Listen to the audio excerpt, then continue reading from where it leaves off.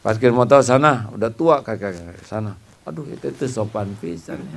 Pak Kiai yang Pak, saya diundang wali kota. Ek diundang wali kota, ek diundang sawe, parkir motor di ditu. Waduh nyol teh dibuka tah helm supaya dia lihat. Saya Abdullah Gimnastiar, ek Abdullah, ek Abdurrahman, ek naon wae, parkir motor di ditu. Tidak ada yang lebih pahit dari berharapnya hati kepada kita. Allahumma aftah lana hikmataka ya Allah.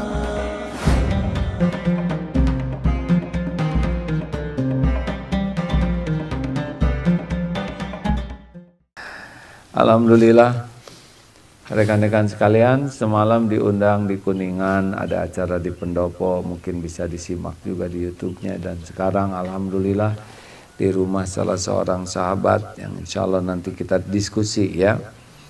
Tapi sebelumnya kita akan membahas tentang salah satu penyakit hati yang membinasakan, yaitu ujub. Obatnya ini, a'udzubillahi minasyaitonirrajim. Iyyaka na'budu wa iyyaka nasta'in. Hanya kepadamu kami menyembah. Ini obat riya. Wa iyyaka nasta'in. Dan hanya kepadamu kami memohon pertolongan. Ini obat ujub. Jadi orang yang riya itu adalah orang yang namanya syirik asghar, syirik tapi menyekutukan Allah dengan penilaian makhluk. Makanya kalau hidup kita hanya ingin dinilai orang, pasti capek. Kenapa nggak enak hati? Karena Allah yang membulak-balik hati, menanamkan ketidakenakan karena kita salah niat. Ingat kemarin niat itu alamat ya. Salah niat, salah alamat. Kita kirim email, salah alamat tidak sampai. Kita kirim amal, salah alamat tidak sampai. Makanya penting sekali baca niat. Saya juga mau ngapain ini, saya ke Kuningan jauh-jauh. Niatnya apa? Ya Allah, semoga Engkau ridho, di sana akan ada tempat yang jadi rumahmu. Niatnya dakwah, niatnya silaturahim. Cari niat-niat apa yang Allah sukai. Insya Allah perjalanannya sama, hasilnya berbeda. Tapi kalau niat ke Kuningan tidak niat mencari sesuatu yang Allah sukai, maka capeknya sama, ganjarannya tidak ada. Maka penting sekali dalam hal apapun meluruskan niat. Hai ceramah apa niatnya? Oh banyak niatnya nih.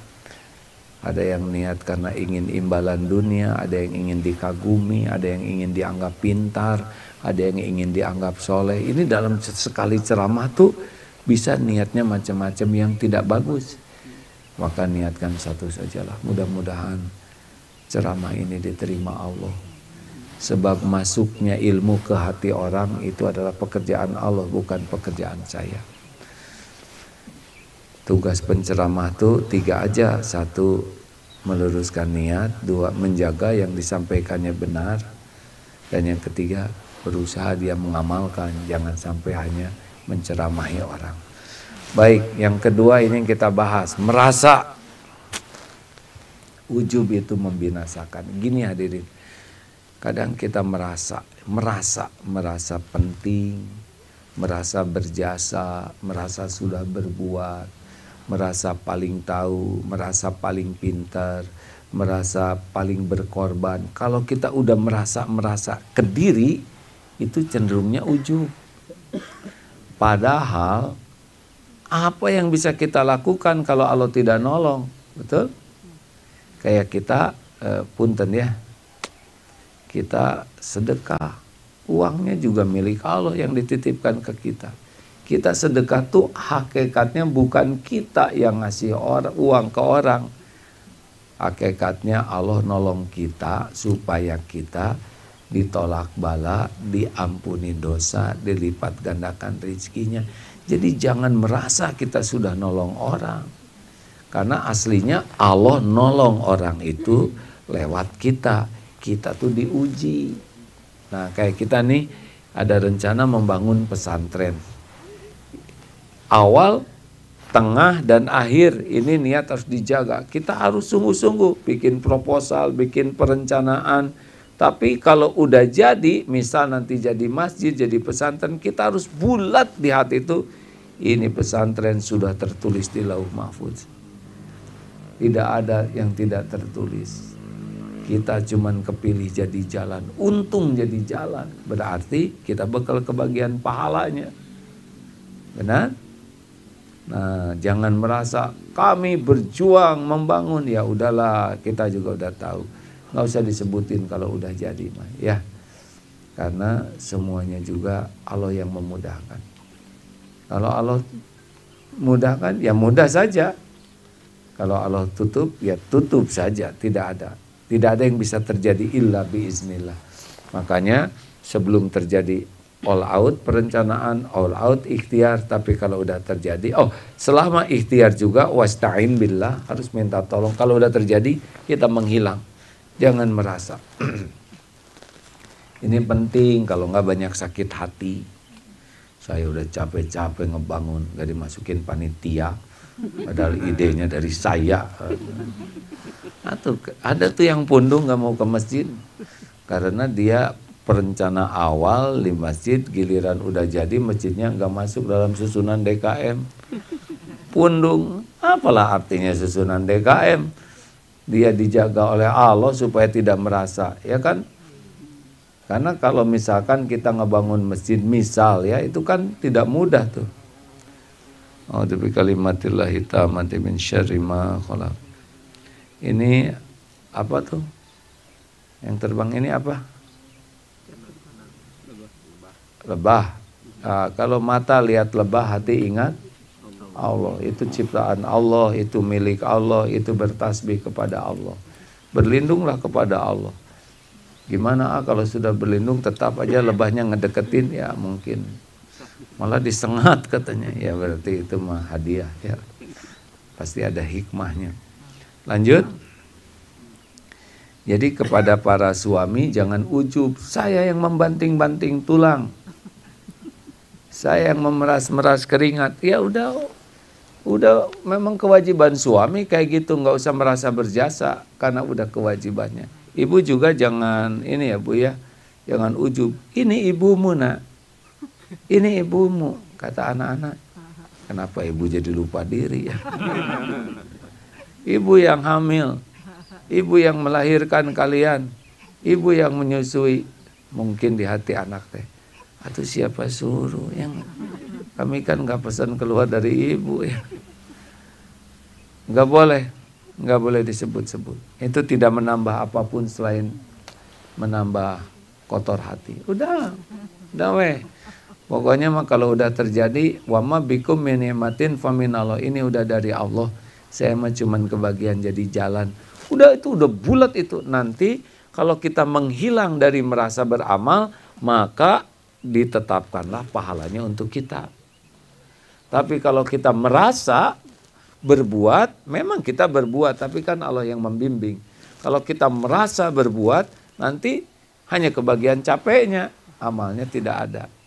Makanya penting sekali bagi kita untuk tidak merasa. Kalau kita merasa penting, nanti kita ingin dihormati. Giliran tidak yang menghormati, sakit hati. Ya teh dokter ya. Mohon naon dokter loba dosa kan gitu. Ngerengkok ya kan. Nah, kalaupun mau merasa, yaitu merasa banyak dosa. Merasa banyak aib. Nah, jadi kalau kita kemana-mana gitu ya, pas takdirnya kita dikasih casing, dihormati orang. Hati itu jangan merasa, wah ini saya nih ya, orang harus mengenal saya. Udah dengar ceramah belum yang tentang ujub, tentang zaman dulu lah, pertama kali diuji dengan dikenal orang. Tahun 90-an ini, maaf kalau mengulangi cerita ini ya, mulai ada di TV, mulai gitulah. Dulu nggak siap dulu dengan diuji, dikenal orang, bukan terkenal, dikenal sebagian orang. Nah, suatu saat diundang tuh ke pendopo wali kota Bandung, naik motor. Nah, sampai di tempat mau masuk tuh, kan pakai helm.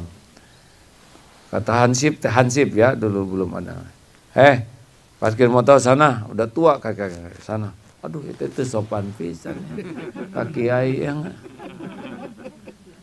Pak, saya diundang wali kota.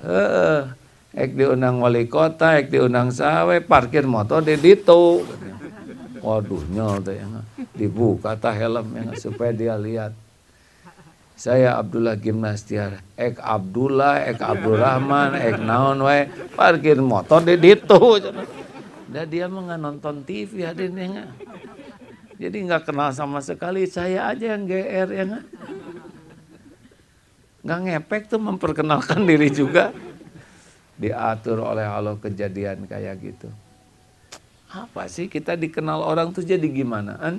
Kalau kita dikenal orang terus emang kita jadi hebat? Enggak tuh, kita dikenal orang karena Allah saja nguji.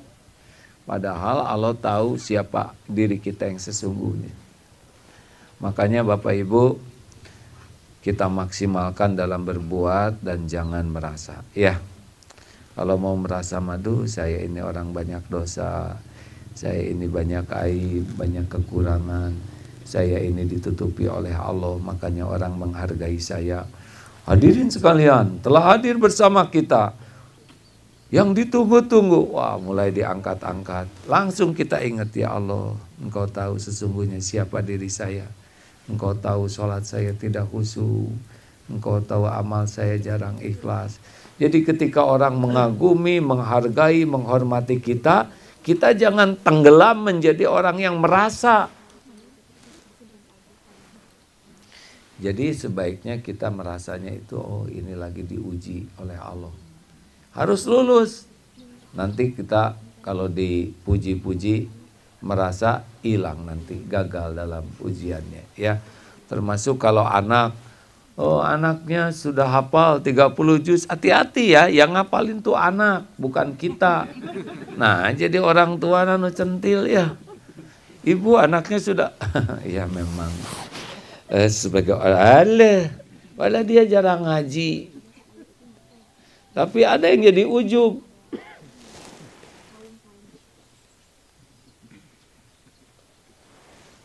Nah, saya kalau ada yang ngobrol, tidak boleh ganggu yang ngobrol ya.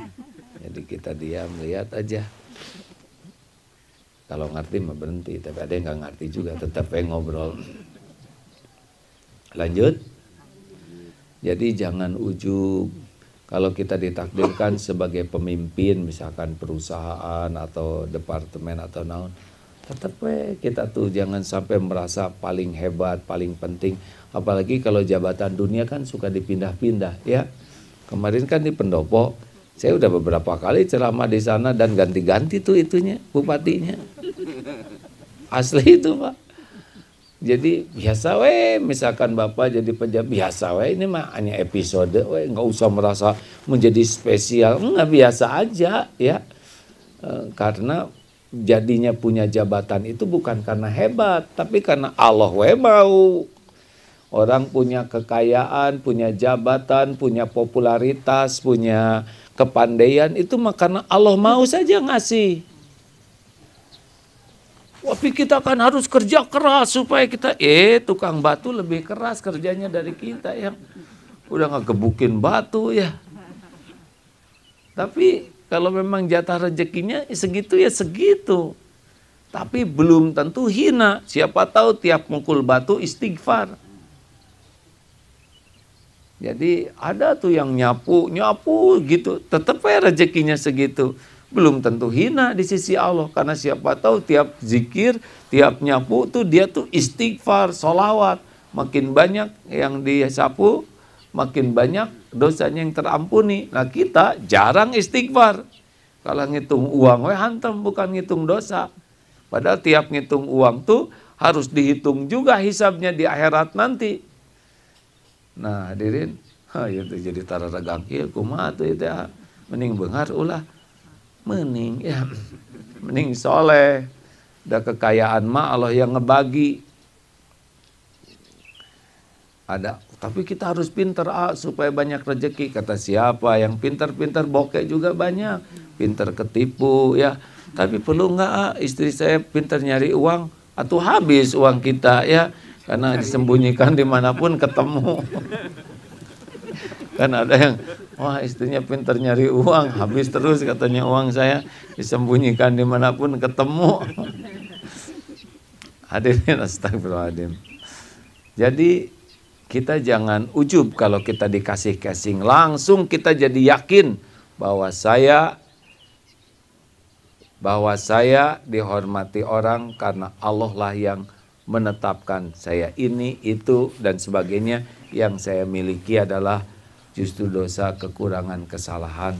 Ini membuat kita jadi lebih tenang, ya, tidak merasa penting, tidak menginginkan orang lain memperlakukan kita spesial. Karena kalau kita udah merasa, kita menuntut orang lain memperlakukan kita spesial. Dihormati, dikasih kursi yang khusus, diperlakukan, disilakan, pintu dibukakan, mau duduk, mau makan, di kursi ditarikin, mau makan ini ditaplakin, kan begitu. Orang yang penting itu ya, ini kemudian disuapin.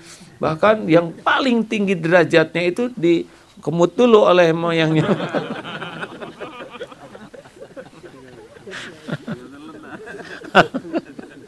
Iya kan, saya lihat orang penting tuh kayak apa, kan pernah lihat di film tuh ya, seorang raja ratu tuh mau masuk pintu dibuka, oh gini orang penting teh, mau duduk kursinya ditarikin, disiapin sini, dipasangin di sini, terus dihuapan ya, dan dimamah dulu, ambil baru. Hadirin sekalian, udahlah biasa-biasa aja dalam hidup, Mas, setuju? Jangan ingin diperlakukan spesial oleh orang lain. Walaupun secara duniawi kita diuji dengan kedudukan spesial. Di antaranya jabatan, kedudukan, kekayaan, popularitas, penghargaan. Kita mah fokus aja dengan apa yang Allah tahu tentang diri kita. Jadi itu aja di hati kita. Oh ya Allah, Engkau tahu saya ini sholat jarang khusyuk, amal jarang ikhlas, mata tidak terjaga. Kita masih sibuk aja dengan apa yang Allah tahu dan istighfar. Nah mungkin orang menganggap, wah itu mah tawadu, itu mah urusan orang. Tapi urusan kita adalah tidak merasa penting, tidak merasa spesial, sehingga kita tidak menuntut orang lain memperlakukan kita spesial. Masya Allah, bahagia hadirin. Karena makin kita merasa penting, kita ingin orang lain memperlakukan kita spesial, udah nggak ada tenangnya. Banyak kecewa, banyak sakit hati, banyak jengkel, banyak marah. Dan itu tidak akan membuat kita bahagia dan mulia. Bagaimana hadirin sekalian? Kok menjiwai sekali sih ceramahnya? Ya saya kan mantan hadirin. Aduh, untuk bisa ngomong gini ternyata perlu puluhan tahun, harus dihina dulu supaya sadar tuh ya. Terima kasih kepada yang sudah menghina dan ngebully saya. Itu membangunkan saya dari tertipu nikmatnya dihargai orang lain. Ternyata LB anak mah jadi orang biasa-biasa saja. Tapi bermanfaat banyak. Nah, itu yang mudah-mudahan secara sederhana, karena kita saya dengar di sini banyak pengusaha ya, ada kan siapa yang kemarin pengusaha bangkrut teh, banyak pengusaha teh ada terusannya hadirin, ada pengusaha sukses, ada pengusaha bangkrut. Bangkrut itu bagus tidak? Kan? Bangkrut bagus tidak? Tergantung. Kalau dari bangkrut jadi soleh bagus. Tapi kalau bangkrut jadi stres ya itu mah berlipat ya penderitaannya. Nah hadirin sekalian, janganlah ya. Jangan merasa spesial, jangan ingin diperlakukan spesial. Sibuklah dengan apa yang Allah tahu tentang diri kita. Insya Allah kita akan merasa lebih nyaman dalam hidup ini. Dan sejujurnya sebetulnya kita diperlakukan tergantung dari di mana kita berada, betul?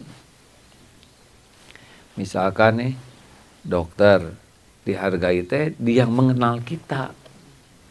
Kalau orang mengenal kita di rumah sakit, oh dokter gitu ya. Tapi di pasar henteu ya kan, yang tidak mengenal. Ya seperti Agim gitu ya, saya lah punten. Kalau yang kenal saya mah, waduh, meni kumaha, padahal Tapi yang tidak kenal misalkan di Australia mah hare-hare ngadupak juga ya nggak? Coba kemarin waktu di Turki kayak didupak hare-hare tidak ada minta maaf, tidak. Jadi jangan dan kalau orang sebel ke kita beda lagi kita tuh. Walaupun kita berprestasi enek we. Kalau orang sebel melihat kita tuh apapun kita lakukan jelek. Kalau orang tidak kenal ke kita nggak ada apa-apanya kita tuh buat dia. Tapi kalau orang sudah mengenal kita, barulah yang ada apa-apanya tuh. Ya, tapi semua itu harus sama aja. Karena bagi kita mah yang paling penting dalam hidup ini adalah apa yang Allah tahu tentang diri kita. Nah, hadirin sekalian, inilah sekilas pintas tentang riadoh kita. Karena ujiannya kalau diberikan casing itu adalah merasa lebih dari yang lain. Padahal casing itu Allah yang membagikan.